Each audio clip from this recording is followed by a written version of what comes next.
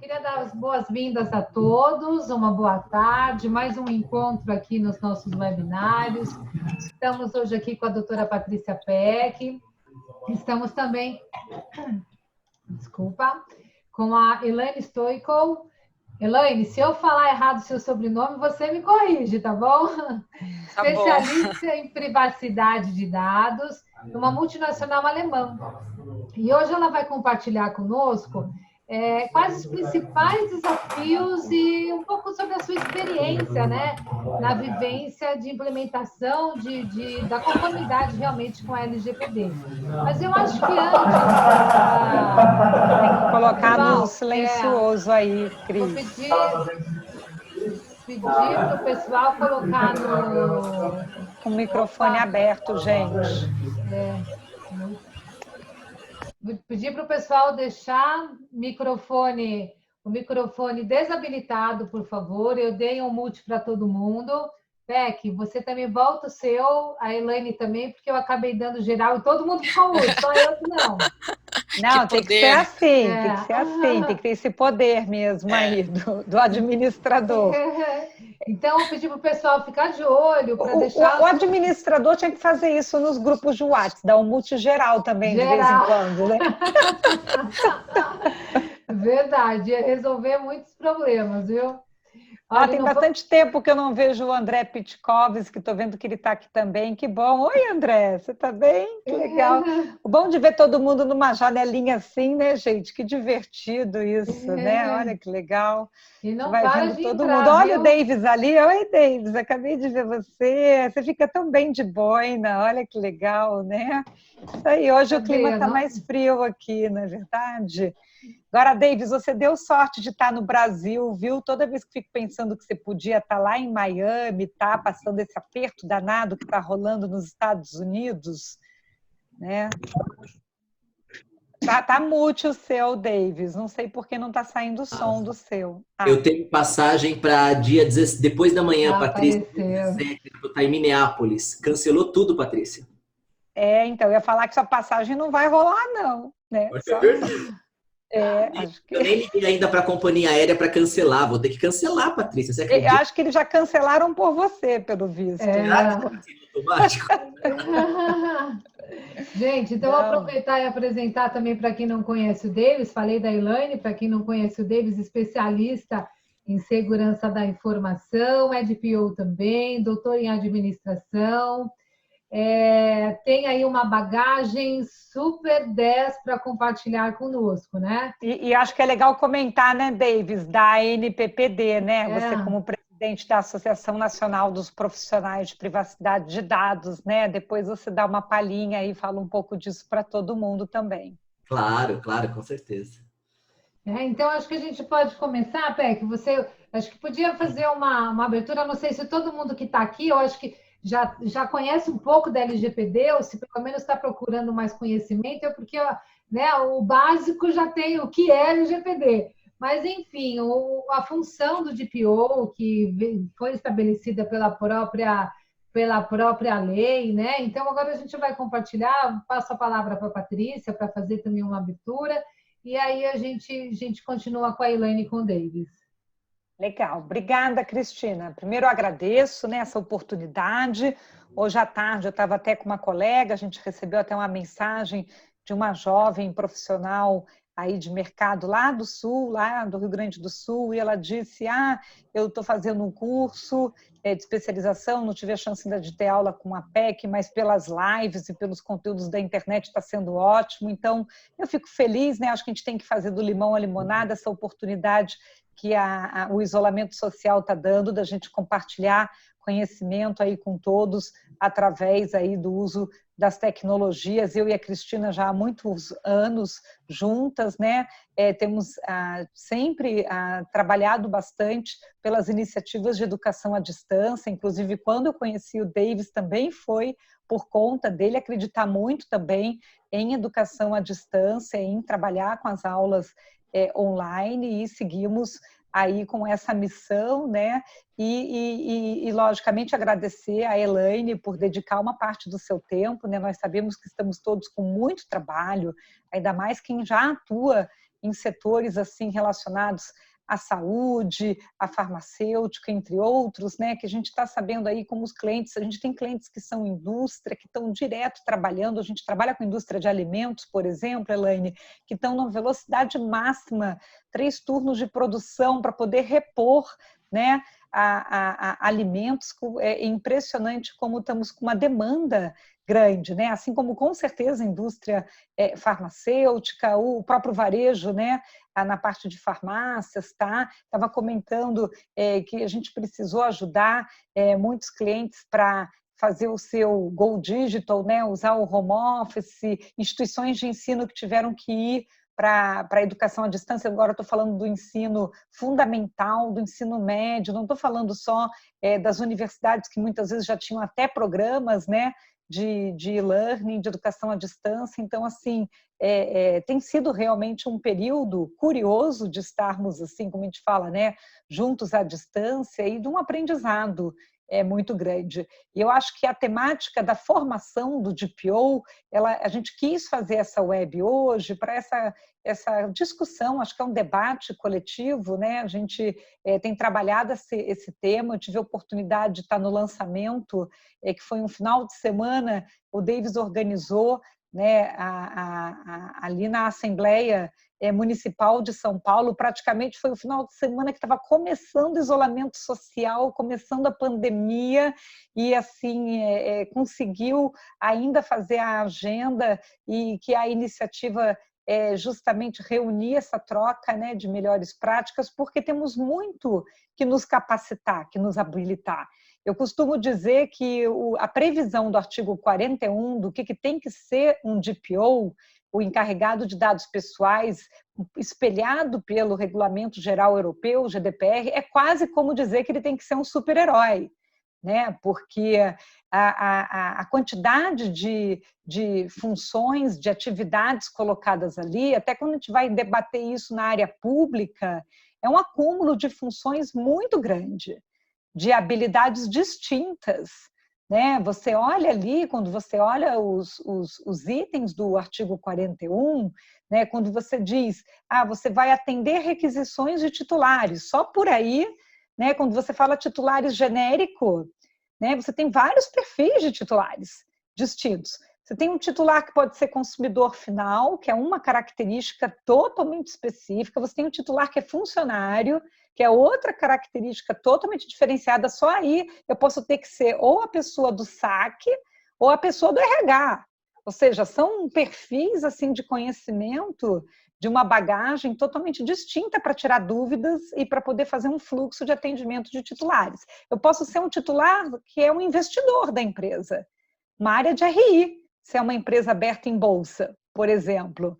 Né? Posso ser um titular que foi um visitante, que entrou naquela empresa de uma forma totalmente esporádica, né? Como pode ser um titular que é um fornecedor. Aí é uma área de compras, de cadastro de fornecedores. Então, assim, só o primeiro item, atender requisição de titulares, assim, que viram genéricos, parecendo que é a coisa mais fácil da face da Terra, e sendo que a requisição do titular pode ser desde uma dúvida, do tipo, o que é proteção de dados pessoais, uma coisa de formação educacional, de cultura, que nós deveríamos estar fazendo campanha educativa e não estamos, até pode ser uma requisição de direito do titular.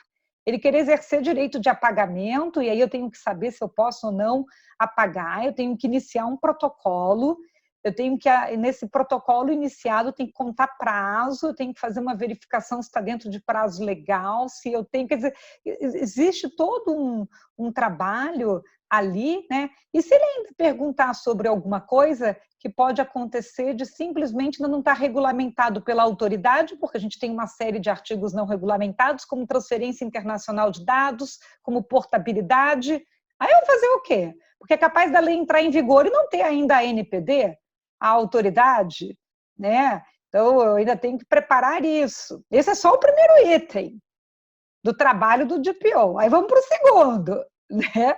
Que aí o segundo é se relacionar com a autoridade. E eu não posso dizer que aquele que está mais bem habilitado para atender requisição de titulares tem toda uma bagagem de lidar com autoridades. Dentro das empresas, normalmente quem tem conhecimento para lidar com autoridades, quando você é um setor regulado, você já tem áreas de compliance mais forte, áreas muito reguladas, como acontece com a área de saúde, farmacêutico, seguros, banco, que é instituição financeira, energia, telecom. São setores regulados, que já possuem até autoridades verticais. Lido com a ANS, com a Anatel, com o Bacen, tá? Então, o que é mais uma autoridade? Mais uma autoridade, menos uma autoridade, maravilha, já estou acostumada a lidar com a autoridade, a responder ofício e etc, né? Fazer o advocate, inclusive, o legal affairs.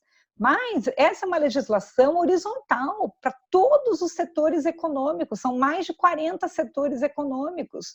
Pequena e média empresa, startup, não tem menor prática interna de ficar lidando com a autoridade na sua vida. Se puder ter uma existência inteira, sem precisar lidar com a autoridade, sem ser, inclusive, se cadastrar no site da Receita Federal, maravilha!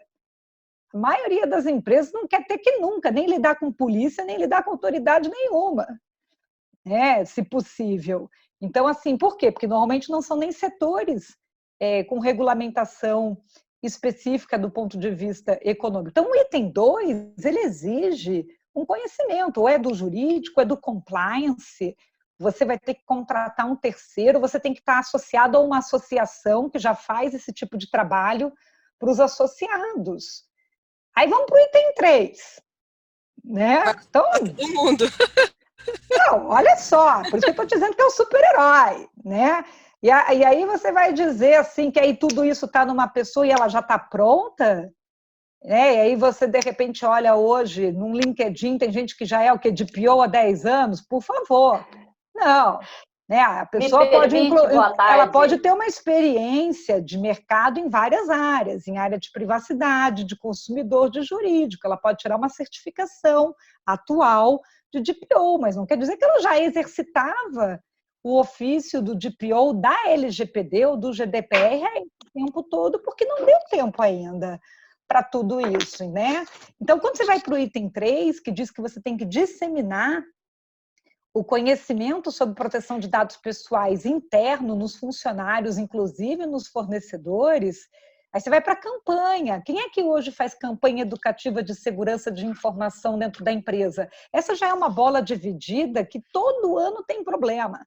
Você não sabe se é a área de segurança que tem que fazer, se é o RH que tem que fazer, se é o marketing que tem que fazer, aí você monta um comitê e o pessoal até hoje fica achando que é suficiente fazer uma palestrinha e pronto. O pessoal tem mais de 1000 funcionários, faz uma palestra para 200 pessoas e acha que fez campanha educativa. Isso não é campanha educativa, né?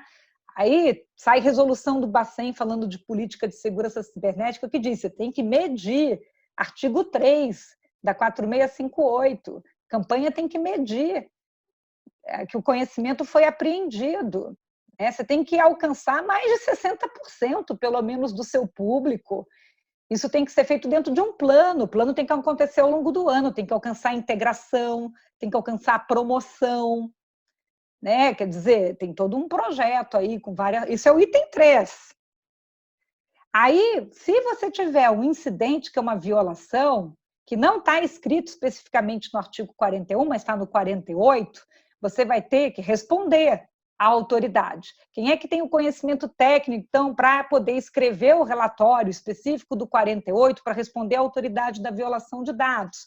Então, aí, ou o DPO já tem esse conhecimento, ou ele tem que poder articular muito bem com quem tem o conhecimento para agir rápido, porque o DPO tem uma exigência de ter uma autonomia e reportar direto ao alto escalão, porque ele tem que agir num SLA de 1 hora, de 2 horas. Se ele ficar com uma hierarquia muito longe da tomada de decisão, ele não tem SLA de tomada de decisão imediato, ainda mais em resposta de incidente de violação. Além disso, tem outros itens espalhados na lei que vão parar no DPO, como acontece na questão relacionada ao DPIA, ao relatório de impacto, se solicitado pela autoridade, que também vai bater no DPO. Né? Então, que vai acontecer também nas definições a respeito de procedimento de anonimização, né? E aí, há vários outros itens que vão bater na triagem do DPO, principalmente quando você pensar fluxo de Privacy by Design, que são os novos projetos que não tiverem mais dentro daquilo que tiver sido feito no assessment da empresa, ou seja, depois que a lei entra em vigor, como é que a gente se mantém na conformidade da lei e assim por diante. Aí temos ainda, por último, uma possibilidade, logicamente, de uma ampliação, né? Se o DPO precisa ter um dever ali de estar disseminando a cultura da proteção de dados, agir como um fiscalizador, né, desse cumprimento e assim por diante, ele próprio vai ter que se manter atualizado. Essa é uma legislação jovem, recente. Nós já temos, gente, só por causa do Covid-19, nós já temos aí, pelo menos, mais 18 projetos de lei falando de Covid e de proteção de dados pessoais. 18 só de 2020. Só de 2020. Nós tínhamos 8 de 2019, com 18 em 2020. Então, olha só que divertido que vai ficar a vida do DPO, com esses projetos de lei tudo andando. Então, a lei vai entrar em vigor e ela vai começar a sofrer metamorfose jurídica. E fora ainda a autoridade, quando começar a poder regulamentar os itens que faltam. Então, ele é um DPO legislativo, ou seja, ele vai ter que ficar acompanhando monitoração de novidades da lei, fazer PDCA e ficar voltando em coisas que tinham ficado definidas em cláusula de contrato, em política, em procedimento, em base legal, e arrumar, porque a lei vai ficar sendo alterada e mexida, vai saber, pelo menos pelos próximos 2 anos aqui no Brasil. Então, dá para dizer que o DPO hoje, com essa realidade, é uma pessoa só? Eu deixo essa pergunta para a Elaine, eu deixo essa pergunta aqui para o Davis e tudo, para a Cristina. Eu não acredito que uma andorinha sozinha faz verão. Eu acho que o DPO, da forma como está estabelecido nessa legislação, com a realidade brasileira e com o desafio que nós temos de não termos feito o dever de casa de segurança de informação, de proteção de dados pessoais, nem na época do Marco Civil da internet, nós estamos com um gap muito grande, inclusive cultural. O DPO hoje está mais para um exército da salvação, né? Ele está mais para um comitê com um grupo, que nem tropa de elite, 3, 4, 5 pessoas, pelo menos, dividindo atribuições para poder atender todo aquele escopo ali, seja interno ou externo, com apoio de prestação de serviço, tá? Né? Seja DPO as a service, DPO coaching, DPO assim, posso ter que ter ajuda de alguém de PR, de alguém de jurídico, de compliance, de TI, de segurança, quer dizer, como é que você constrói para você, de fato, conseguir entregar todas as especificações colocadas ali. E aí vamos formando. Pode ser que talvez daqui a 1 ano, 2 anos, a gente até consiga ter esse DPO, mas o DPO ele sempre vai ter uma pegada. Tem DPOs que vão ter uma pegada mais técnica, aí depende muito do perfil da empresa que ele tiver inserido. Né? Tem DPOs que vai ter um perfil mais de compliance, né? Tem DPOs que vai ter um perfil muito mais de public relation, que é o para fora. Se ele tiver que ficar falando muito com titulares, requisição de titulares, consumer related, coisas desse tipo, né? Então, eu queria deixar esse overview aí para vocês e comentar que, definitivamente, temos um grande desafio e temos uma necessidade de construir formações específicas, né, e trabalhar isso muito mais. Né? Nós já tínhamos o desafio de conseguir formar mais conhecimento sobre pilares de direito digital, que é o direito mais técnico, mais conhecimento sobre o pilar da segurança da informação, que até hoje muita gente vai estudar segurança da informação em segurança de redes, né? Quer dizer, então, um cara que desenvolve software até hoje, às vezes, vai fazer até site com um problema de falha de segurança e tá, que é um absurdo para ataque de SQL injection, não sei o que lá, porque não teve aula correta de desenvolvimento seguro, né? E etc. E nós temos o gap, com toda certeza, para essa parte de atendimento de requisições de titulares, que é o DSR, o Data Subject Rights, que é lidar com titular, lidar com autoridade numa temática nova. da LGPD, e até numa temática proativa. O que a gente pode escrever de códigos de conduta e de melhores práticas para protocolar na autoridade, na NPD, para ditar a regra, para ditar o jogo? Porque a gente não pode ficar esperando que seja o legislativo brasileiro que fique o tempo inteiro dizendo o jeito que as empresas têm que funcionar nos seus negócios. Não pode ser o legislativo que vai dizer como é que funciona a anonimização. Para isso existe, inclusive, o próprio conselho. O conselho tem que ser formado por conselheiros de proteção de dados pessoais e que tenham conhecimento técnico. Até hoje, nós temos praticamente 5 indicados de 23 que poderiam estar formando o Conselho de Proteção de Dados Pessoais, indicados pelo mercado, pela sociedade, pelas entidades, né? E que vai, inclusive, aconselhar a autoridade, que são 5 diretores, sobre temas verticais dos vários setores econômicos. Não dá para acreditar que a autoridade, com apenas 5 diretores, vai entender da área de saúde, da área de hotelaria, da área do varejo, da área farmacêutica, da área financeira, da área de telecomunicação, de tudo isso. Então, uma coisa que eu também queria destacar é a importância do DPO entender do negócio. Porque o DPO é a interface do negócio junto da autoridade. Então, como é que eu consigo pegar uma lei horizontal e customizar ela numa interpretação daquele negócio? A Cristina fez um trabalho fantástico com um guia de melhores práticas para a FenaBrave. Então, com uma federação das concessionárias de veículos, escrevemos esse material, Cristina, que ficou muito legal. Então, como é que a gente customiza, ler uma legislação que está mais genérica para entender as particularidades do ciclo de vida do tratamento de dados pessoais específico no negócio que envolve concessionárias, Então, e a mesma coisa vai se repetir em várias outras. Então, lógico que um DPO que vai tratar daquela temática precisa entender daquelas particularidades, para poder conseguir dar melhores recomendações e assim por diante. E aí, só para fechar, a gente tem que usar tecnologia. Então, o DPO vai precisar conhecer muitas ferramentas hoje, DPO Advisor, DPO Bot e etc., porque também eu acho que o DPO tem que dormir, gente? O DPO é humano, ele descansa, e aí vai ter tanto trabalho que o DPO vai precisar de tecnologia, Davis? Para que o robozinho fique ajudando lá o DPO enquanto o DPO vai descansar. Então, era isso. Aí eu queria que a Elaine contasse a experiência dela, e depois o Davis complementa com o que a associação está fazendo para ajudar esse desafio. Mas eu queria provocar vocês com isso. Olha só tudo que o DPO tem que fazer, não é, Elaine? É verdade, é uma bomba, na verdade, isso tudo que você falou. Primeiramente, obrigada pela oportunidade, a Cris, a PEC, me convidar para poder falar da minha experiência, a minha humilde experiência, porque tem o pessoal de peso aqui, o professor Davis, a PEC, a Cris.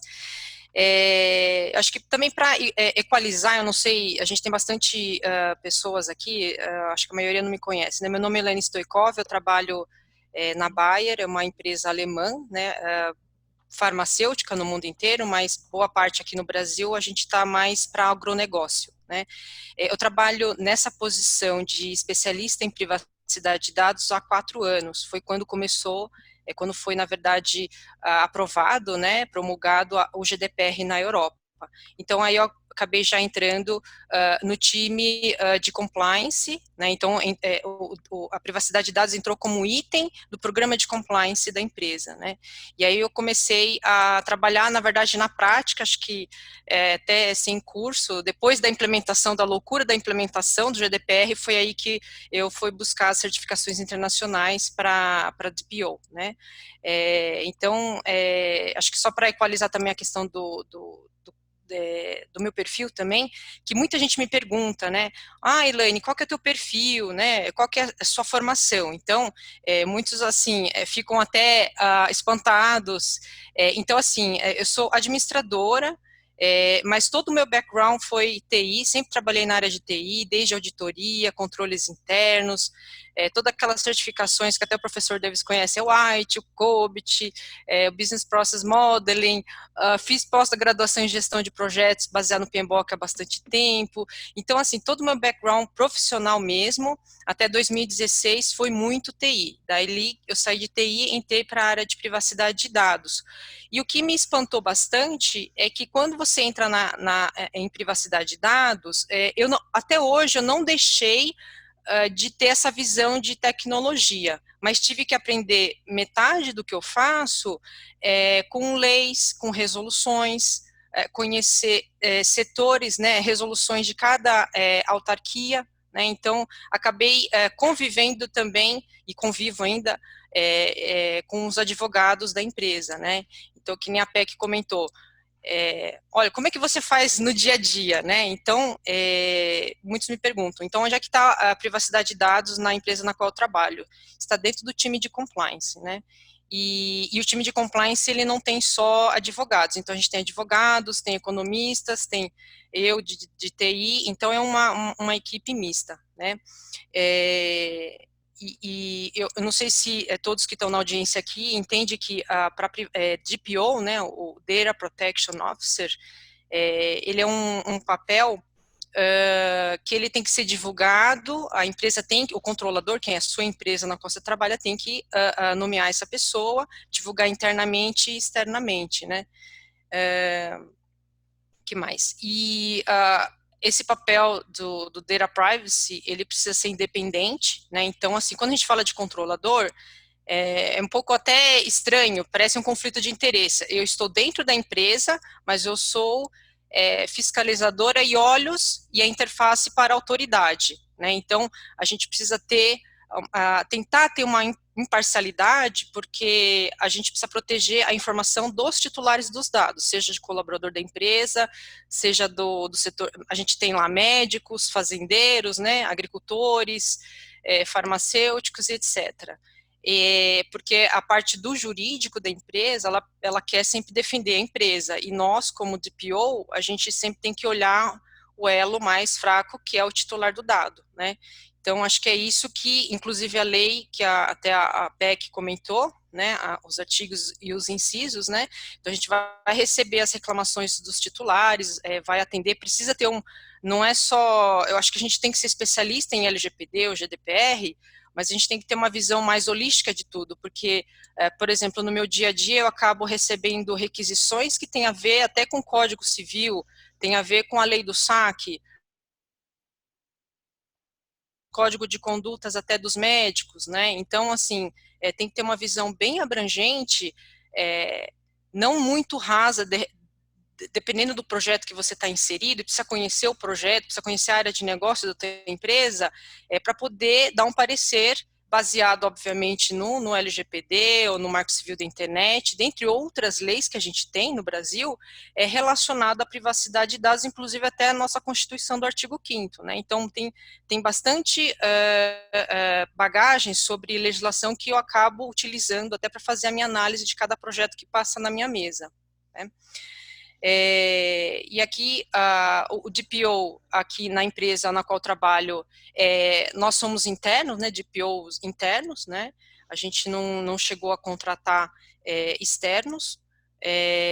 Eu acho que cada empresa, eu acho que não tem uma receita de bolo, acho que todo mundo também me pergunta assim, Elaine, como é que você faz, como é que você, né, como a PEC colocou, a gente tem que entender como que funciona o seu setor na qual você trabalha, a tua empresa, quais são os processos existentes da tua empresa, né, para poder você dar uma recomendação. Então, eu acho que precisa desmistificar essa questão de receita de bolo, porque eu sei que é mais fácil, só que a gente precisa analisar cada caso é um caso, cada empresa, cada processo de negócio, né. Na nossa implementação, o que a gente fez, na verdade, na implementação do GDPR na nossa empresa, obviamente, naquela época, em 2016, nem muita gente tinha conhecimento sobre o GDPR, né, e a gente internamente resolveu implementar o GDPR aqui no Brasil, devido à governança, né, de processos e políticas internas da empresa, mesmo não tendo o LGPD na época, estava em projeto de lei ainda, a gente não sabia qual que seria aprovada, e na época eu lembro que eu fui acompanhando para verificar qual que era, se tinha semelhança ou não com os projetos de leis aqui no Brasil, né, e felizmente tinha, e aí o LGPD ele foi aprovado posteriormente, tá?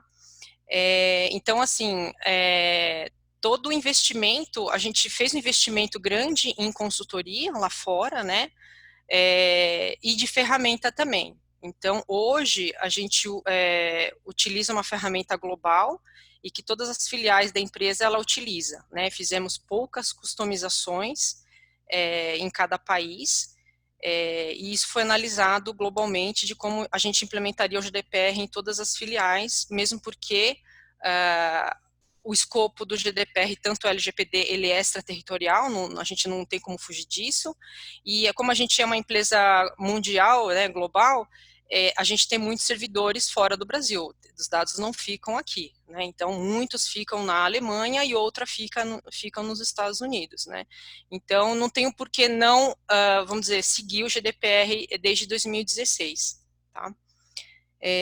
Que mais?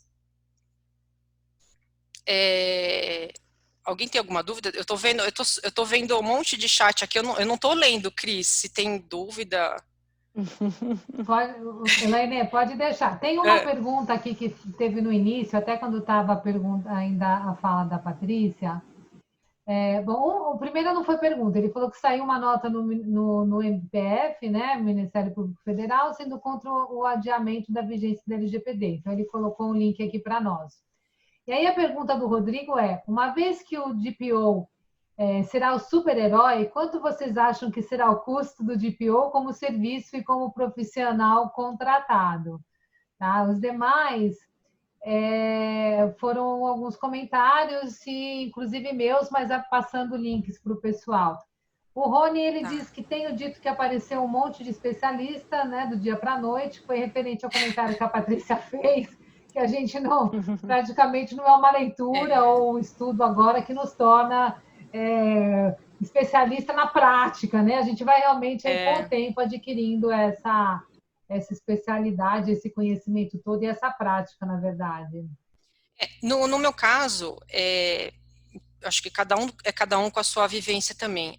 No meu caso, eu aprendi na prática. Eu, na verdade, quando entrei nessa questão de privacidade de dados em 2016, eu não sabia qual que seria a magnitude dessa área.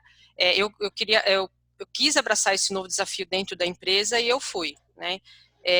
Mas eu fui descobrindo aos poucos. Então, assim, eu acho que quem está aqui nessa audiência agora, eu acho que vocês, de uma certa forma, se caso não tenha entrado nessa área, acho que tem até um privilégio de eu estar até compartilhando a minha experiência, porque na época, quando eu entrei, não tinha isso, né? Então, foi meio que um susto, não tinha ninguém. Então, quando eu entrei e falaram, olha, Elaine, você precisa implementar o GDPR, eu falei, tá, que raio é o GDPR, né? Então eu tive que ler toda aquela lei, né, de 176 considerandos e mais os 99 artigos. Eu fiquei bastante assustada, mesmo porque, como eu falei para vocês, eu não sou advogada, e aí eu fui aprendendo com o tempo. Então, assim, ainda bem que a empresa na qual eu trabalho, ela tem uma governança muito forte de políticas internas, de processo, alemão, né? Então, alemão, o pessoal é bem um pouco metódico e tal, então, de uma certa forma, até nos ajudou. Então, quando comecei a implementação, primeiro eu olhei o que estava se pedindo nesse pacote do GDPR e olhei dentro de casa. Eu acho que é interessante, é que nem autoajuda, você precisa se conhecer para você saber a sua capacidade. Então, o que a gente foi buscar? Ver quais são os processos que a gente tem na área de TI, o que a gente já tem e para reaproveitar. E quais são os processos de negócio principais que lidam com aqueles dados pessoais de uma forma macro. Eu não conseguia fazer o ROPA, né, que o pessoal fala, que é o detalhamento do fluxo dos dados. Então, a gente foi num ambiente um pouco mais macro e depois a gente foi descendo o nível. Né? Então, e é engraçado que quando eu entrei nessa função, eu já tinha prazo final para implementar o GDPR, né? Então, imagina o susto. Então, você não sabe do assunto, você já tem um deadline bem curto, inclusive, e colocar para funcionar, né? Então, assim, E outra coisa na época que não foi disponível para mim, pelo menos, é que a gente não tinha orçamento local para investir. E mesmo porque eles falaram que, olha, vamos fazer tudo meio que manual mesmo e depois a gente coloca a ferramenta. Então, foi dessa forma que a gente foi trabalhando. A gente separou basicamente em 13 processos grandes, né, do GDPR, seja de consentimento com a base legal, esse do inciso, acho que é o primeiro, né, do artigo 41 do LGPD, fala de aceitar reclamações, foi um processo, por exemplo, que a gente teve que definir internamente. Como é que a gente lida com solicitações de titular do dado, né? Como que a gente responde? Qual que vai ser o canal de comunicação? Então, foi um processo. Outro processo é assim, como que a gente define uma política de privacidade? E foi indo, como que a gente define o tempo de retenção? E a gente foi dividindo em vários processinhos, e a gente foi detalhando, e foram feitas as implementações.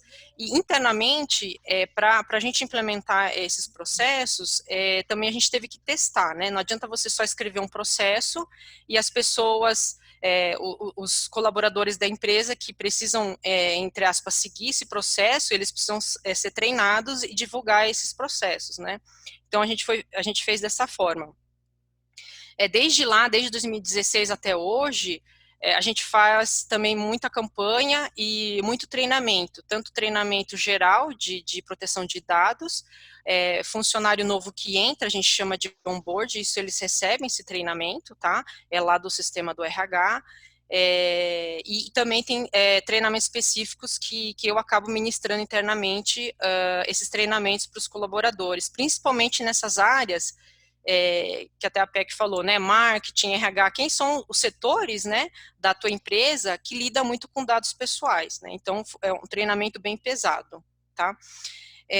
Eu acho que também na implementação, o que me ajudou bastante, aí é minha experiência, tá, gente, como eu falei, o meu background todo de TI, né, então, de uma certa forma, quando vem qualquer projeto na minha mesa, eu consigo fazer uma avaliação técnica melhor, ninguém me enrola, né, então, assim, vem um fornecedor mostrar uma solução técnica, porque tudo é técnico, né, tudo tá digital, né, não existe nada offline, tudo ou é um chatbot, é um cara que está criando um algoritmo para colocar dentro desse chatbot, websites, aplicativos, então, para mim, eu tenho um pouco mais de facilidade, né, e eu acabei aprendendo também a ter uma análise, uma visão mais jurídica da coisa também, por meio dos meus colegas advogados, e também eu buscando essas informações no mercado, né, então isso ajuda bastante. Que mais que eu ia falar? Então, vamos dar Posso deixar um pouquinho o Davis? Vou passar a palavra para o Davis. Aí você vai passar para o Davis, Cris. Depois. Isso. E aí eu vou precisar fazer aquela outra agenda que eu tinha comentado, tá? Com vocês e tudo. Eu vou deixando aqui essa apresentação inicial. Deixo vocês, então, com o Davis e com a Elaine. Me despeço de todos, agradeço essa oportunidade. Vocês vão ficar muito bem aí com a mediação da Cristina também. Eu acho que é um tema excelente, né? Tá ótimo. Obrigada, gente. Obrigada, PEC, por participar aqui conosco. Davis, vou pedir para você, então, fazer uma apresentação mais robusta também, né? Eu fiz uma apresentação muito rápida, e aí você pode fazer os seus comentários em relação ao DPO, né? O nosso assunto de hoje. E se você quiser aproveitar, já temos algumas perguntas também aqui do lado, mas eu vou deixar você se apresentar primeiro e fazer as suas considerações iniciais, tá bom? Tá bom, Cristina. Em primeiro lugar, gente, é um prazer estar com todos vocês aqui. Uma boa tarde. Nossa querida amiga e também Patrícia Peck, que estava aqui conosco agora. Nossa agenda é corrida também, por isso ela também teve que se ausentar também. Eu também daqui a pouco já vou entrar, estava numa outra entrevista agora, estou aqui, daqui a pouco vamos para uma aula. Nossa vida é uma correria, né, Cristina?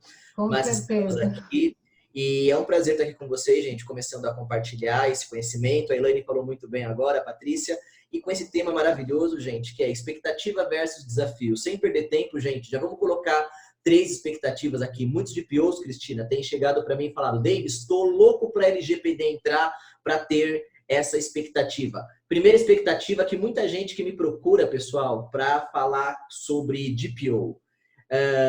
Davis, vou ganhar ou não vou ganhar muito dinheiro? Vou ganhar ou não vou ganhar muito dinheiro como DPO? Será que Elaine, tá todo mundo pensando que você como DPO aí, Elaine, você tá bilionária, Elaine, não é verdade? Eu esqueci de falar desse detalhe. Não. Não. Calma. Então, olha só, gente, antes que todo mundo...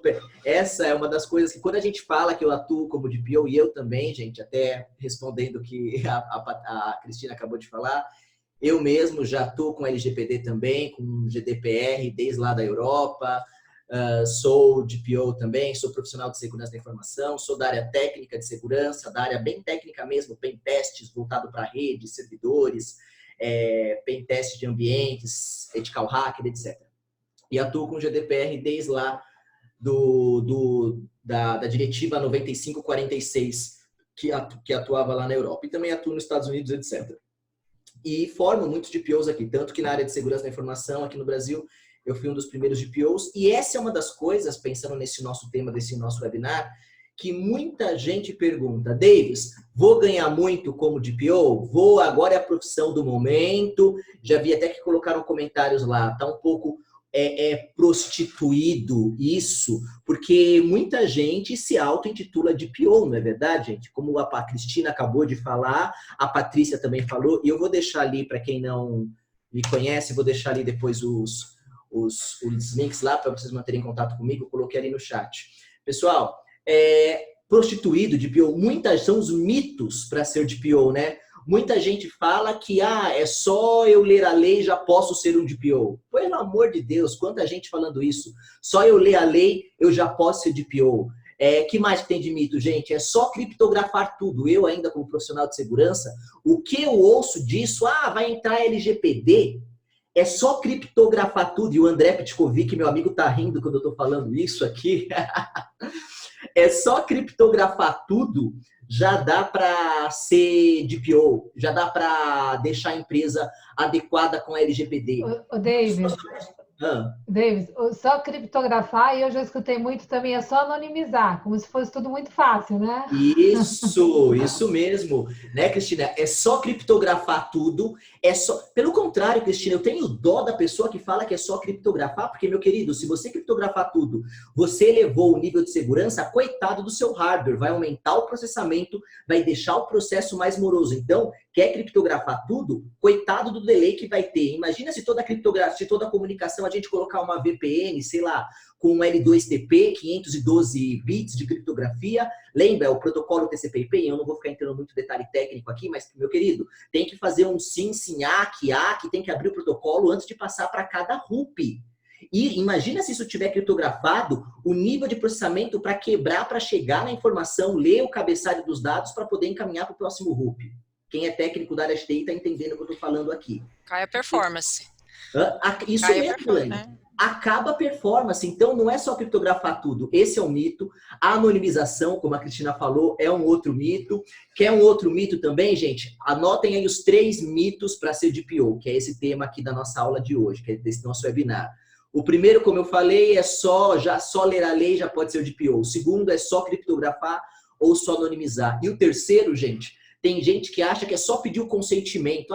Não, eu sou um advogado, deixa que eu me contrata que eu já faço um milagre na sua empresa. A gente coloca consentimento para tudo. Meu querido, a pessoa que fala que é só pedir consentimento mostra que não sabe os 3 tipos das medidas de segurança da informação. Lembra disso, gente? O que é a ISO 27001? A 27701, ela fala segurança física, segurança técnica e segurança organizacional. Segurança física, uma janela. Segurança técnica, criptografia. Segurança organizacional, um protocolo. Protocolo não, uma documentação, um processo. Dos 3 tipos de medidas, a segurança organizacional, ela é a última, ela é a menos efetiva do que a segurança física e do que a segurança técnica. Então, não é só você colocar esse consentimento. Então, aqui eu deixo para vocês esses mitos. Nós vencermos esses mitos é um desafio que nós estamos tendo aqui, gente. Nós, como DPOs aqui no Brasil, antes da entrada da lei, se preparem, gente, vocês vão ter que vencer esses 3 desafios. Que mais também? Uma outra expectativa que o pessoal tem, além de ganhar muito dinheiro, né? Proteger todos os dados pessoais. Será que nós... Pior que quem já fez curso comigo, quem já viu o curso de Practitioner, sabe como que eu termino um curso de Practitioner. Gente, lá no curso de Practitioner, vocês vão ver o quê? Vão ver conhecimentos avançados. A Patrícia dá, a Cristina dá. Vocês vão ver como que é um conhecimento avançado esse nível de Practitioner. Gente, proteger todos os dados pessoais com tantas tecnologias de inteligência artificial, a gente está aqui agora falando, não tá? O carro do Google está passando aqui de novo, hein? Monitorando a rua de todo mundo. E que adianta embaçar o rosto, sendo que a roupa da pessoa... Olha só, ô Cristina, tem muita gente que me fala assim, ô Davis, já te conheço, Davis, pela boina, já te conheço o jeito que você anda, tudo. Aí na hora que passa o carro do Google, o que adianta? O carro do Google foi lá e embaçou o meu rosto. Ah, é anonimização. Só que tá vendo uma pessoa que é moreno, magro, de boina, assim, na frente do endereço da casa do Davis. Não, mas o Google anonimizou. Então, gente, olha só, não pode... Sabe aquele negócio, né, ô Cristina? Tem focinho de porco, tem rabo de porco, tem isso, mas não é porco, é um cavalo, não é? Então, gente, olha quantas tecnologias nós temos contra proteção de dados. Ou você não sabe que tem um algoritmo nas câmeras, e eu moro lá até também, fico muito tempo nos Estados Unidos, inclusive essa semana que era por estar lá de novo nos Estados Unidos, ainda bem que eu estou aqui no Brasil, eu sempre passo o mês de abril e maio lá, trabalhando, dando aula lá nos Estados Unidos, mas, gente, no aeroporto de Atlanta, na hora que você sai da aeronave, você pisa, já tem um sistema que identifica todos os seus movimentos, baseado no Fax Code, Dr. Paul Ekman, ele te faz todo um scan. Onde está a privacidade? Tem uma frase que fala assim, né? Você quer o quê? Você quer privacidade ou você quer segurança? Então, você está pensando que você vai proteger dados pessoais, uma vez que existe até um satélite americano que consegue descobrir qual que é a temperatura da nossa respiração aqui? Ou você não lembra na época que eles estavam caçando Osama Bin Laden? Lembra o satélite, os drones tirando várias fotos topográficas aéreas? Gente, tem muita tecnologia contra a privacidade. Então, olha o grande desafio do DPO. Nós temos muitas tecnologias que invadem a privacidade e o DPO tem esse desafio, essa expectativa aqui de proteger os dados. Depois, mais uma coisa que o DPO tem expectativa. Eu vou ser DPO, Cristina, porque agora eu vou poder colocar uma gravata, Elaine, e eu vou fazer parte da alta administração. Agora eu vou sentar na mesa com os diretores e vou falar, opa, agora vocês têm que me engolir. Tipo Zagallo, o Pitkov. Você entendeu? Vocês vão ter que me engolir agora. Agora eu sou DPO. A Rosângela também tá rindo ali, Rosângela Rodrigues. Vocês vão ter que me engolir porque eu sou DPO. Meu querido, você tá se autonomeando DPO. Agora, essa é uma das coisas que eu mais vejo que é um desafio aqui. Será que os diretores vão ver você como DPO ou ainda vão continuar vendo você como menino da informática?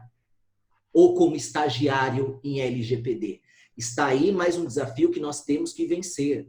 Um outro desafio que a Patrícia Peck também falou aqui, gente, falta de conhecimento do negócio, isso vale para os dois, tanto para o profissional da área jurídica como o profissional da área de TI.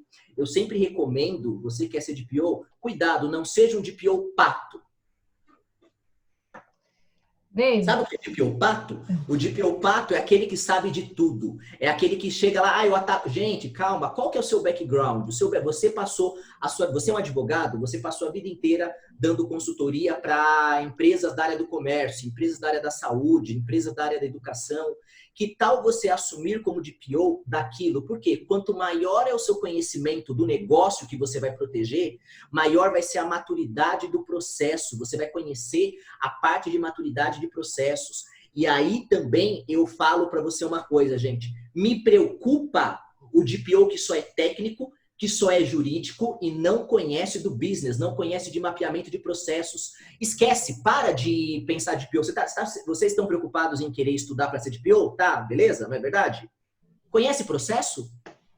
A empresa está organizada, a parte de processo? Meu querido, você não vai proteger dados pessoais. Se aquela empresa está uma bagunça, se eu for falar aqui para vocês de níveis de maturidade do CMMI, que eu não vou entrar nesse detalhe agora, mas se a empresa não está no nível de maturidade alta do CMMI, tudo bem, não estou falando uma utopia de ser nível 5 otimizado. Vamos pelo menos pegar um nível 3, definido? Se a empresa não tem um nível de maturidade de gestão de processo, meu querido, você não vai proteger dado pessoal porcaria nenhuma. Sabe o que você está arriscado? Você está arriscado de proteger o caos. Tomem cuidado. Tem muito DPO que está esperando. Eu vou me formar como DPO e vou proteger dados. Meu querido, sendo que a empresa não tem nem processo mapeado, você não vai proteger os dados. Sendo que os dados entram por vários lugares. Você apenas vai acabar protegendo o caos. Então, quer uma dica para todo mundo que está aqui, está preocupado em deixar a sua empresa adequada com a LGPD, porque a gente não fala implantação, tá bom? Tá errado falar implantar LGPD numa empresa. Uma lei não foi feita para ser implantada, uma lei foi feita para a empresa se adequar àquela lei. Fica a dica para vocês. Então, vocês que estão em processos de adequação para LGPD, ou para o GDPR, no caso, meu querido, em primeiro lugar, faz lição de casa. Mapeamento de processos. Vai lá, organiza, tenta entender por onde como funciona, e o André Petkovic está entendendo o que eu estou falando, ele gosta muito dessa parte de COBIT, tudo, mapeamento de processo, e é importantíssimo, é uma das premissas, inclusive, tá bom? Dentro e eu já vou passar a palavra para a Cristina, dentro da LGPD, do GDPR, nós temos uma coisa chamada SGPD, que é o Sistema de Gestão de Proteção de Dados, separado em 5 fases: preparação, organização, implantação, governança e melhoria. A primeira fase, que é a fase de preparação, gente, envolve o quê? Mapeamento de processos, levantamento de fluxo. Então, calma, você tá preocupado, meu querido, você está gastando tempo falando, eu não posso ser DPO porque a NPD não entrou em vigor ainda. Para com isso, você não fez nem lição de casa, vai mapear processo, vai verificar, vai organizar para ver como que a empresa está. Depois que você viu por onde que os dados entram na sua empresa, aí sim vamos identificar os bancos de dados, vamos fazer um data mapping, vamos colocar as bases legais e tudo. Esse é um ponto, então, para um dos desafios. E para terminar, aqui que eu já vou abrir, já passar a palavra para a Cristina, para nós deixarmos um bom tempo aqui para as perguntas. Gente, o que mais? Quer uma dica que, até nesse momento novo que nós estamos, esse foi o último desafio que eu anotei que nós temos que vencer, antes depois de falar da NPPD aí, que a Cristina vai me passar também. Nós estamos numa pandemia agora, não estamos, Cristina? Agora é pandemia, Elaine. Você também está aí, na Europa também está tendo essa pandemia, Elaine. Europa nada, estou em casa com as crianças amarradas no quarto. Verdade, mas é no mundo inteiro. Olha lá o que a Helene acabou de falar. Ela está em casa amarrada com todas as crianças também. A Cristina também está em casa, né? Todo mundo em casa. Deixou de ter dados centralizados. Quantos profissionais de segurança se preocupavam com dados só nas empresas? A maioria dos profissionais pensavam o quê? Vamos proteger os dados pessoais da LAN para WAN, não é verdade? Da rede administrativa só, né? Isso, da rede local. Vamos colocar Firewall, vamos colocar IDS, vamos colocar IPS, vamos lotar de GPO, da LAN para WAN. Meu querido, vivemos para ver essa época, gente. Pela primeira vez, a maioria do tráfego de rede está vindo da WAN para LAN, de fora para dentro. E aí, será que o pessoal protegeu a rede disso? Uma coisa é você proteger a sua rede local. Será que na sua política de segurança você estava contando que num piscar de olhos os dados pessoais deixariam de estar na sua empresa e estariam em home office? Você sabe o que não é à toa que ontem foi dia 13 de abril. Pega essa estatística aqui, Cristina. No dia 13 de abril, o nosso Brasil estava no 2º lugar de ranking como o país mais atacado do mundo, gente.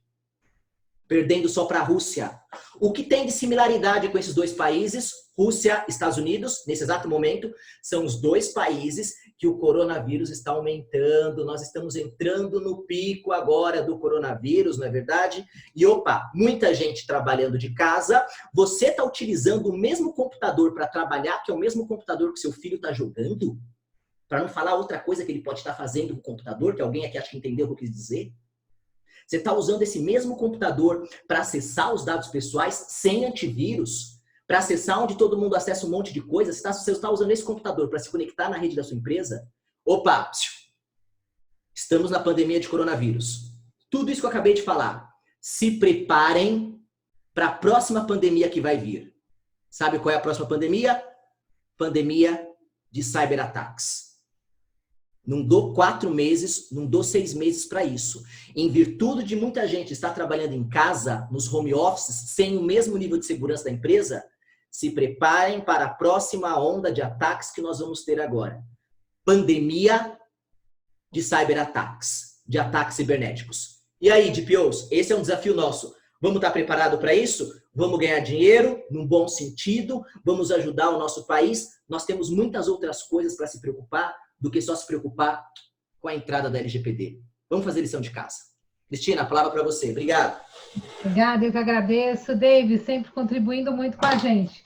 Vou aproveitar e fazer um comentário, que lá no comecinho da sua fala, você falou sobre a questão da criptografia, depois que as pessoas acham que é só pedir o consentimento também, né? Tem muito advogado falando, olha, tem a solução, é só pedir o consentimento. Eu queria lembrar que o consentimento é a última hipótese que a gente tem que utilizar, né? Porque o consentimento, ele pressupõe o quê? Que o titular pode revogar todo dado que você coleta com base no consentimento, ele pode revogar a qualquer momento. Então, a gente costuma deixar ele por último. A gente vai legitimar com todas as hipóteses que tem e o consentimento, olha, não dá por execução do contrato, não dá para entrar como atender uma regulamentação, atender uma lei, ou para ser utilizado para um processo judicial, por exemplo. Então, se você não tiver nenhuma das hipóteses, por último, a gente pede o consentimento. Então, né, como dizem por aí, fica a dica. Elaine, voltando para você agora um pouco, a gente tem muitas perguntas aqui. Eu vou ler duas aqui, que aí você já começa respondendo elas. Gostaria de saber da Elaine se na Bayer a área de gestão e segurança da informação com o CISO e como eles se relacionam com o DPO. A segunda é do Ricardo. Oi, Ricardo, tudo bem com você? Ricardo Capozzi, um grande amigo. Qual o maior desafio entre tentar conciliar a GDPR aplicada na matriz, na Alemanha, e sua unidade no Brasil, que se sujeitará à LGPD? Quero dizer, se ao implementar a GDPR, ficaria mais fácil adotar a LGPD. Então, eu passo para a Elaine, depois o Davis também pode colocar a opinião dele em relação a isso. A primeira pergunta é em relação como que eu lido com o pessoal de segurança da informação. Na verdade, eu converso com eles diariamente, são meus amigos de coração. No dia a dia, como a PEC falou, né? É impossível a gente praticar a privacidade de dados sozinhos, né? Então, na verdade, é a companhia inteira, que são o controlador, né? Eles precisam, vamos dizer assim, me ajudar no dia a dia. Então, assim, diariamente, eu falo direto com o pessoal de segurança da informação, porque muitas das vezes a gente precisa verificar o ambiente técnico, por exemplo, de um fornecedor que vai hospedar um site, hospedar um aplicativo, né, e a gente só quer saber onde está esse banco de dados, quais dados a gente vai ter nesse banco, o que a gente consegue criptografar, qual o tipo de criptografia, né, então, assim, na verdade, o relacionamento com a equipe de segurança da informação é diário, tá, não só isso, mas também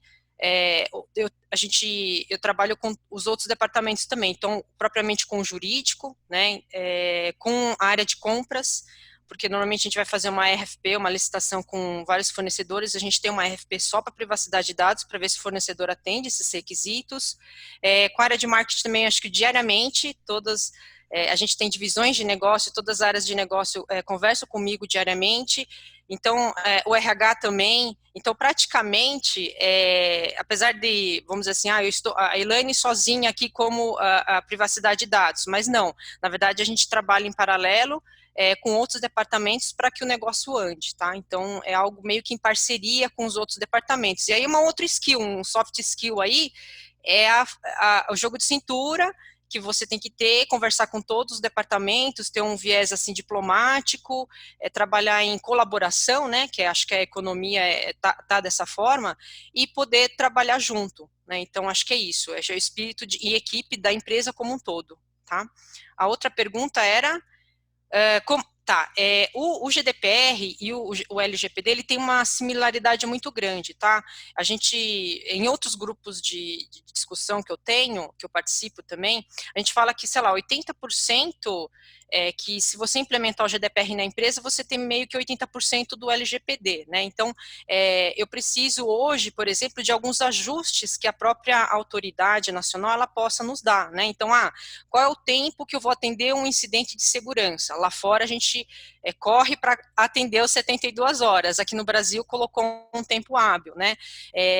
Atender a requisição do usuário, aqui no Brasil são 15 dias, lá fora são 30, né? Então isso hoje eu já tenho. Então tem alguns detalhes pequenos, né? Como é que vai ser o DPIA, como é que a gente vai se relacionar com essa autoridade? Isso eu não tenho, lá fora eu já tenho definido. Então, eu entendo que ainda tem uns 20% ainda para ser trabalhado localmente na empresa, quando o LGPD entrar em vigor e quando essa autoridade ela definir alguns guidance, né, alguns guias para a gente. David, você quer fazer alguma colocação sobre esse ponto ou seguimos para as próximas perguntas? Eu acho que ela já pontuou bem, e só voltando uma coisa que ela pontuou, realmente o DPO tem que olhar para isso, e também, até aproveitando mais uma pergunta que eu acabei de ler ali, justamente não pensar que é só um profissional de jurídico. Muitas empresas ainda acham que, é o que a Elaine falou, ela não é advogada, ela também é da área de segurança, área de processos, não é, Elaine? Que você pega bem também nessa parte. Uhum. Gente, para de pensar que o advogado vai salvar tudo. Para de pensar que o cara de TI também vai salvar tudo, o cara de segurança. O DPO é um esforço multidisciplinar. Nós temos sempre que montar um departamento multidisciplinar. Um cara de processo, um cara da área jurídica, um cara de segurança, um cara de risco, um cara de continuidade também de negócios. Então, as empresas terão que montar uma área, um departamento multidisciplinar. Não estou falando que o DPO é um departamento, não é isso que eu estou falando. O departamento que o DPO vai atuar, que ele vai coordenar, é um departamento multidisciplinar. Mas o DPO, ele é um CPF, ele é uma pessoa que nós temos que colocar o nome dele, estou falando agora de Europa, lá no nome da autoridade supervisora. Tem gente que também está achando que o DPO é um departamento no geral. Não tem base para isso. Você pega a base, você vai lá ler o artigo 29 do grupo de trabalho. O grupo de trabalho 29 postou um artigo falando só sobre o DPO e fala que o DPO é uma pessoa física na qual nós vamos avisar para a autoridade supervisora quem é o DPO dessa empresa. Só que ele não vai tomar a decisão sozinho, ele vai ter toda uma equipe que é multidisciplinar que vai dar suporte. Só comentando isso, tá bom, Cristina? Eu acho que você usou uma palavrinha-chave aí, equipe, né? O DPO, ele é um CPF, mas a expectativa é que haja uma equipe. Eu costumo dizer que o DPO ele vai com pacote, ele não pode ir sozinho. Tem que ter, né? Ele tem que integrar aí com as outras áreas e fazer parte, ter uma equipe que o acompanhe, né? Isso é muito importante. Bom, os outros comentários aqui, tirei as certificações do DPO, mas não me intitulo como DPO Expert. Na empresa que atuo, me colocaram como DPO, mas sempre deixei claro que tenho bagagem conceitual, mas precisa da prática. Isso é o Maurício Sena, então vai de encontro com o que a gente falou. Uma pergunta aqui, Davis. Tenho visto muitas empresas que nem sabem do que se trata o LGPD. Isso, Sidney, que está perguntando, Sidney, é muito comum. A gente está acostumado com grandes empresas, né, que já conhecem o GDPR e conhecem o LGPD. Agora, quando a gente pega a empresa menor, de menor porte, isso acontece, é muito comum. Qual a sua percepção sobre a importância que as empresas estão dando ao tema? Sobre a LGPD, não é, Cristina? Da LGPD. Pois bem, eu falaria para você... Quem perguntou, Cristina? Foi quem? Foi o Sidney Lopes. Sidney Lopes. Sidney, eu falaria que a importância estava assim, crescendo cada vez mais ainda, uma vez que nós estávamos já bem alinhados para isso. E o André também até está mostrando ali um item legal também ali. Estudo mostra que 84% das empresas não estão preparadas com a LGPD. Valeu, André, isso mesmo. Então, olha só, gente. O André está deixando o contato. Ou seja, Sidney, antes desse coronavírus, estava sendo uma prioridade mais forte ainda. Só que, gente, como o André mesmo falou aqui, muitas empresas, ainda mais falando em terras brasileiras, que até é um termo que ele gosta de falar também, até em terras brasileiras, gente, temos outras prioridades. Agora, com essa onda do coronavírus, eu quero deixar também para vocês aqui, eu estava agora lá no dia 4 de março, eu estava lá em Brasília, eu estava conversando com o senador Isalci Lucas, eu como presidente da NPPD, e eu estava justamente falando, nós estávamos com um problema, lembra, gente? O Brasil não tinha criado ainda a nossa autoridade fiscalizadora. Eu mesmo fui lá no Senado, tive reuniões com os senadores e nós conseguimos, no dia 4 agora, depois vocês procurem, eu vou deixar para vocês ali o link para vocês verem, acabei de dar o enter aqui no nosso grupo no chat aqui, tá? Nós conseguimos o requerimento 123 de 2020, depois vocês acessam lá, vocês vão ver o vídeo, eu trabalhando lá em Brasília, lá, na qual o requerimento 123 de 2020, 123, ele falava do quê? Onde os senadores, eles iriam se juntar para discutir justamente o porquê que até agora a NPD não saiu, gente.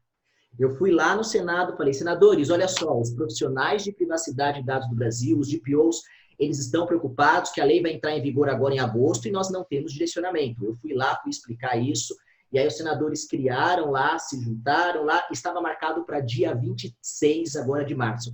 Só que aí veio o coronavírus, que teve, e é até entendível isso, não vamos ser egoístas só de olhar para o nosso umbigo, tá bom? Muita gente chegou para mim e falou, Davis, você tem que chegar lá e quebrar o pau lá dentro, Davis. Bota tudo para quebrar lá em Brasília, no Senado, que a LGPD tem que entrar agora. Meus queridos, estamos com um problema maior, tá bom? Beleza, antes nós sermos DPO, somos profissionais de TI, tem gente morrendo lá com essa doença, tudo bem. Então a gente não pode tocar nisso. Isso até é um argumento plausível, tá? Mas, tudo bem, vai passar aí, que se Deus quiser, que Deus nos abençoe para passarmos bem dessa pandemia logo, tá bom, gente? Que passemos bem. Mas a LGPD, tudo indica que ela vai ser postergada aí 6 meses mais aí. E que adianta ela entrar em vigor agora e ainda não tiver a NPD? Então, deixa esse tempo agora, deixa ser postergado e vamos sim, nós temos que alertar para o Brasil chegar e falar, Brasil, desengaveta isso daí, para quem não... Podia falar muitas coisas a mais, mas eu não vou falar mais tanto não, mas desengaveta tanta coisa aí, tá bom, Brasil? Essas coisas que está lá no Ministério da Casa Civil, tudo lá, Secretaria-Geral da República, e vamos colocar essa LGPD para entrar em vigor, e só assim responde a pergunta que o Sidney falou, que como que as empresas estão se adequando aí com a LGPD. Davis, todas as empresas estão já antenadas, estão preparadas? Estão nada, gente. Tem muita empresa que ainda coloca mais um mito. Só vou deixar ele. Sabe qual que é o próximo mito? A lei não vai pegar. Parei. Cristina? Esse não é nem o próximo, esse está desde o começo. E sabe que para advogado, ainda mais atuante na área de direito digital, isso dói. Nossa, isso dói os ouvidos, é triste. Elaine e Davis, vocês têm mais uns minutinhos? Porque nosso horário já deu, mas como eu tenho umas perguntas, se vocês puderem ficar mais uns minutinhos, a gente responde. Já temos um papo aqui. Eu fico. Tá, bom. De forma sucinta, quais seriam os impactos criminais dos quais analisam do ponto de vista da alta responsabilidade do DPO? Haja vista a grande responsabilidade dessa função? Bom, eu vou eu responder essa pergunta aqui, né?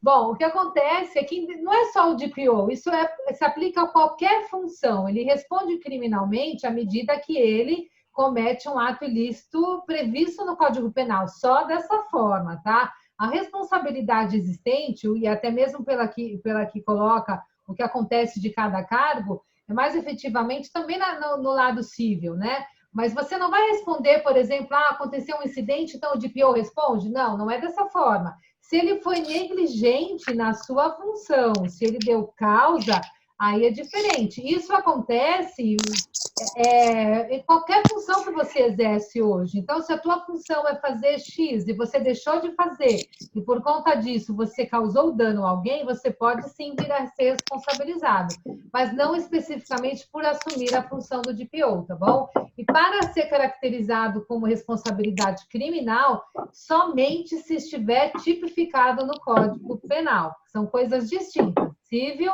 e criminal, ok? Bom, a próxima pergunta aqui, no entendimento de vocês, eu acho que o Davis acabou já respondendo, né, sobre o adiamento da vigência da LGPD. Aí a gente tem uma pergunta mais para baixo. Com a LGPD, a comercialização de dados pessoais do tipo que a Cambridge Analytica fazia, será proibido? Pois eu vi que a GDPR trata do assunto, mas não vi algo específico na LGPD. Na verdade, ela não é questão de estar como algo específico, né? A venda de informação, a LGPD, eu costumo dizer que ela é baseada na finalidade. As pessoas falam consentimento e eu falo na finalidade, porque tudo depende da finalidade do tratamento. Então, dependendo da finalidade, se eu tiver uma justificativa que me embase a utilização, o tratamento sem pedido de consentimento, aí você vai o quê? Exercer o princípio da transparência, você vai informar. Mas para outras questões que não se enquadram, como, por exemplo, para finalidade de marketing, eu quero coletar dados aleatoriamente na internet, estamos falando aí do Big Data, seja o que for, mas eu vou coletar esses dados para finalidade de marketing. Nesse caso, eu vou precisar do consentimento, né? Eu vou precisar que tipo de coleta eu estou fazendo, de que forma, por onde foi esse input de dados. Davis e Elaine, vocês querem falar alguma coisa sobre esse caso específico? É isso mesmo, você já, com uma maestria enorme, você já complementou bastante aí, Cristina, que é isso. Então, Elaine? tá bom. Quem sou eu, né? Mas sempre tem que procurar uma base legal mesmo, antes de processar qualquer dado pessoal. Se não tiver base legal, né, que é um dos 10, né, que tem o LGPD, você está ilícito aí no processamento de qualquer dado pessoal. Exatamente, falou a palavrinha certa. Se não tiver em conformidade, está promovendo o tratamento de forma ilícita, né? O Ronaldo, ele menciona uma coisa certa: com a criptografia de mensagens entre os colaboradores, teremos mais privacidade e menos vazamento? Vocês concordam, David? Para você. Como que é, Cristina? Vai ter o quê? Com a criptografia de mensagens entre os colaboradores, teremos mais privacidade e menos vazamento? Com a criptografia, teremos mais privacidade e menos vazamento. Como eu falei... Quem perguntou isso, Cristina? Foi a... Ronaldo Atílio Rigon. Foi o Ronaldo. Ronaldo, lembra que eu falei, Ronaldo? Criptografar tudo não resolve nada.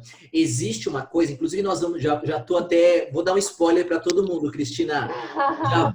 Já vamos ter aqui, gente, aqui na PEC Lehman, acompanhem a nossa agenda aqui da PEC Lehman. Vamos ter um webinar falando só sobre Privacy by Design, não é, Cristina? Exatamente. É um dos próximos. E lá eu vou falar, gente, que... Deixa eu só fazer uma... Cristina, se puder só voltar ali aquela Júlia ali, não sei se é Ju, está com o microfone aberto. É só isso. Ela aqui. Pronto, já caiu. Agora sim, agora sim. Então, gente, nós vamos ter aqui um webinar aqui na PEC Lehman, onde eu mesmo vou falar para vocês, pessoal, eu e a Cristina vamos falar só sobre Privacy by Design. E lá, gente, no Privacy by Design, vocês vão ver que a criptografia não é a primeira etapa, é lá para a etapa 5, etapa 6. Não adianta você criptografar tudo, existem etapas. E muita gente acha que o Privacy by Design é só proteger os dados lá no momento do planejamento, no momento do projeto. Errado. Não é só lá. O Privacy by Design, ele pega do início ao fim, gente. E, na verdade, o Privacy by Design não são só aquelas 7 etapas, os 7 princípios. É um framework, é um livro, é uma tese de doutorado de uma doutora chamada Anka Volkian, uma PhD canadense, tá bom? E ela fala de 8 etapas. Etapa 0, em primeiro lugar, anonimize. Etapa 1, minimize. Etapa 3, pseudonimize com o que sobrou. E lá na frente, depois você vai aplicar a criptografia. Então, o Ronaldo, acho que foi o Ronaldo que perguntou isso. O Ronaldo, criptografar não resolve tudo, tá bom? E até quer que eu te fale uma coisa, Ronaldo? Quer que eu te fale de verdade? Não conta isso pra ninguém, tá bom, Ronaldo?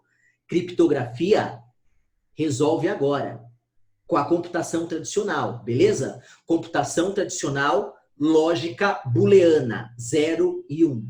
Meu querido, pega agora tudo que você conhece de criptografia. Pega o algoritmo mais ferrado que você tem de criptografia. Sei lá, vamos falar de um RSA, vamos falar de uma criptografia assimétrica. Pega a criptografia mais forte que você conhece. Ela não é palha para a computação quântica.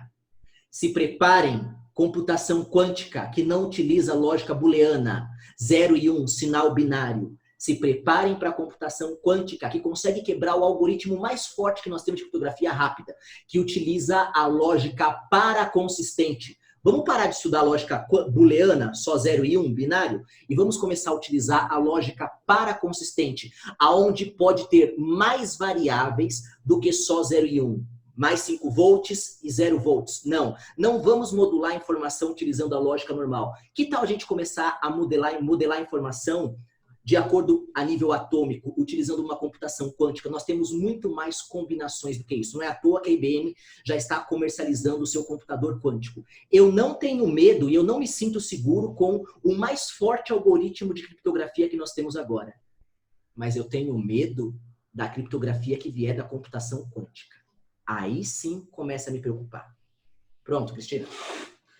O Ronaldo está ainda, a Tílio Rigon, ele fala, concordo que hoje estamos em um Big Brother onde a privacidade é complexa, mas muitas informações vazam devido à falta de preocupação dos usuários com privacidade. Exatamente, Ronaldo. Aí a gente entra na questão de cultura, né? Eu sempre falo que segurança da informação existe há muito tempo, independente da LGPD. E responsabilidade civil e penal também existe independente da LGPD. Então, as ações, e principalmente de sensibilização das equipes, dos colaboradores, elas passam a ser essenciais. Tem uma pergunta direcionada para você, Davis. Professor Davis, a maioria das empresas não possuem política de segurança. Neste caso, a sua sugestão é que as empresas tenham uma política de segurança e privacidade de dados em um único documento, obviamente colocando em prática os procedimentos em conformidade com a ISO 27001 e 27701? Boa, quem falou? Quem foi o Hélio Augusto Abreu. Ah, o Hélio. Acho que até conheço o Hélio, né? Ótimo. Cadê? Não do futuro. Pois é. O Hélio, sim, a própria ISO fala o seguinte, a extensão da ISO 27701, ela fala o seguinte, onde está escrito segurança da informação, você lê segurança da informação e privacidade. Então, sim, você pode pegar aquela sua política de segurança onde antes não tinha privacidade, agora você pode colocar a extensão da ISO 27701 e você coloca ela também, política de segurança da informação e privacidade. Só vale lembrar, Hélio, que nós temos dois tipos de políticas, tá? Tem a política de segurança e privacidade interna e tem aquela política que nós chamamos de política de one page, tá bom? Grava isso, Hélio. Nós temos a política de one page. A política de one page, e o nome já diz, uma página, ela é um documento público que, de modo bem objetivo, bem direto, a gente consegue dar o direcionamento de como a política ela é aplicada, tá bom? Na empresa como um todo. E na hora que o funcionário entra, aí sim a gente coloca ele para ler a política mais detalhada. No momento do RH, na hora que ele estiver assinando o contrato de trabalho, etc. Mas você pode sim estar com esse documento no mesmo documento. Então, o que você já tinha de segurança, você coloca segurança da informação e privacidade. E não sou eu que estou falando isso. Isso é uma própria orientação da ISO 27701, quando ela dá a palavra extensão. Ou seja, todos os documentos que falam lá na 27001, que antes era só política de segurança da informação, agora é segurança da informação e privacidade. O Ronaldo está falando, não falei criptografar tudo, existe uma segurança 100%, isso mesmo, Ronaldo. Tem professor Davis, eu tenho medo de colaborar, eu não tenho medo de colaboradores durante... Davis, eu tenho perguntas que estão antes dessas aqui atrasadas, espera aí. Tá, vamos lá. Olha, o Wellington, ele pergunta o seguinte, tenho toda uma base de clientes sem consentimento, vou coletar agora o consentimento? Antes de tudo, preciso apagar os dados antes de solicitar o consentimento? Quer falar, Elaine? Eu acho que precisa entender por que ele tem essa base de dados e qual a finalidade, para a gente entender qual que é a base. Precisa, né? Porque precisa entender. Precisa do consentimento, às vezes ele não. pode ter que informar, viu? Exatamente. Então, a questão é você saber que base de dados você tem, qual a finalidade dela, se ela se enquadrar em uma das hipóteses que não precisa do consentimento, você vai ter que exercer ali o princípio da transparência, informar até o prazo de vigência e de adequação à LGPD. Agora, se a finalidade exigir o consentimento, aí você tem também dentro desse prazo. Você não vai precisar pagar antes de pedir, mas você precisa pedir antes do prazo de adequação. Aí resolve o seu problema. Só para confortar a Elaine, sou da Bosch. Quem está falando é o Marcos Baldin. E tenho um cenário similar com a Bayer. Sou o DSO, né, da América Latina desde 2011. Aí tem aqui direcionado, Elaine, o Gabriel Conceição, ele diz o seguinte, gostaria de saber sobre a carga de trabalho da equipe de DPO. Muitos gestores questionam sobre o seguinte, será que o DPO encarregado terá trabalho diário após a entrada em vigor da lei da LGPD? Gostaria de saber quais as principais atividades atualmente. Muito pertinente, Gabriel. Gabriel, acho que antes de adequar uma empresa, tem bastante trabalho para ser feito, e mesmo após a adequação com o GDPR, né, no meu dia a dia, eu atendo o titular dos dados, que vem interno e externo, né, mapeamento de processo o tempo todo, porque vem muitos projetos, e ainda assim, por mais que a gente faz campanha, treinamento, é um negócio que não tem fim, tá? Então, entra funcionário, sai funcionário, treinamento, então, eu acho que não, Gabriel, não tem fim, não. Atendimento a titular, projetos que eu acabo atendendo, o tempo todo conversando com vários departamentos para poder atender aquele projeto de negócio. Às vezes acontece incidente de vazamento, né, de dados, dependendo do projeto, se ele a gente faz uma medição se é crítico ou não, a gente já aproveita e já faz um DPIA. Assim, sinceramente, não tem fim. Por exemplo, na fase que a gente está até em melhoria de processo, então tem muita coisa que foi montada e a gente está olhando, puxa, não está tão legal assim, então vamos melhorar isso. Então a gente está tentando agora até separar o que é operacional do que é estratégico para a equipe de Data Privacy, sabe? Então a gente está em melhorias, então assim, não tem fim, é como se fosse a equipe, se você conhece a equipe de segurança da informação, eles sempre existem, né, dentro das empresas, é mais ou menos isso. Então, o tempo todo conscientizando, o elo mais fraco é o ser humano, o tempo todo conscientizando para poder mudar o comportamento que é difícil no ser humano. Então, não tem, na verdade, um fim das atividades de privacidade de dados, acho que só está começando, tá? Ok, gente, eu vou pedir para encerrar as perguntas ali, porque a gente não vai conseguir responder todas.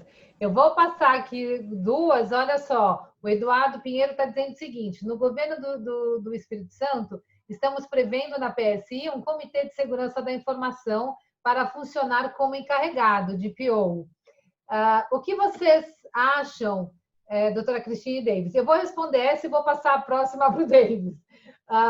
Eduardo, o que acontece? Eu vou passar a minha opinião. Na verdade, o próprio Davis tinha mencionado que o DPO ele tem que ser a pessoa física. Você pode até terceirizar, a legislação permite isso, mas você tem que ter um representante. Então, você vai ter que ter um cabeça, vai ter que ter ali quem comanda, quem é a cabeça da equipe, e você tem as pessoas que vão acompanhar, que devem ser, obviamente, com expertises distintas, que vão se integrar, né?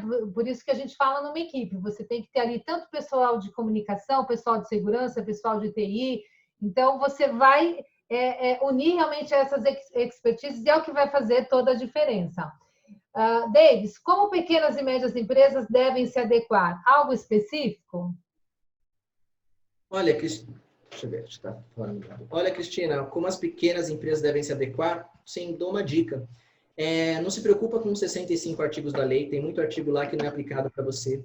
O artigo 23, por exemplo, ele é um artigo para empresas da área do governo, empresas governamentais, por exemplo, órgãos governamentais. Então, que é uma dica que eu dou para pequena empresa, faça um pente fino da lei, estude Lean IT. Estudem, que é uma dica para quem trabalha em pequenas e médias empresas, estudem Lean IT, produção enxuta. Faça um pente fino, verifique qual artigo que são aplicáveis para o seu negócio, tá bom? E implemente só aquilo, adeque a sua empresa só aqueles artigos que são pontuais da sua empresa. Não se preocupe com os 65 artigos da nossa LGPD ou os 99 artigos do GDPR, que é uma dica. Dos 65 artigos da nossa LGPD, existem cerca de 9 documentos que são obrigatórios para uma empresa que é controlador. Levante esses documentos, avalie esses documentos, tá bom? Quais são os documentos que são obrigatórios e se preocupe com isso. Aplique produção enxuta. Essa é a dica que eu deixo, Cris. Ok, obrigada, Davis. Eu vou fazer o seguinte, pessoal, tem bastante pergunta ainda, bastante comentário. O nosso tempo já passamos aqui 24 minutos. Eu vou fazer a anotação desses comentários e perguntas e vamos fazer mais uma rodada? Aceitam o meu convite, Elaine Davis? Por mim, tudo bem. Né? Vamos lá, damos aí um tempo, a gente fazemos uma nova agenda e uma nova rodada, porque vocês viram que tem bastante questionamento, o pessoal tem bastante dúvida, tem muito chão aqui para a gente discutir, muito assunto, tá bom? Pessoal, eu queria agradecer a presença de todos, agradeço aqui especialmente a Elaine e ao Davis pelo convite, por participarem e compartilharem aqui com a gente toda essa experiência aí nesse momento tão importante, tá bom? Obrigada, obrigada. Eu vou deixar esse webinário, fica disponível no nosso canal do YouTube, do PEC Sleiman Edu. Vou deixar também meu e-mail aqui no chat para vocês. E estamos à disposição. Tá bom, gente? Muito obrigada. Obrigada, Cris, pela oportunidade. Obrigado, pessoal. Obrigado, Cris. Tchau, tchau, Elaine. Tchau, gente. Tchau, Boa sorte.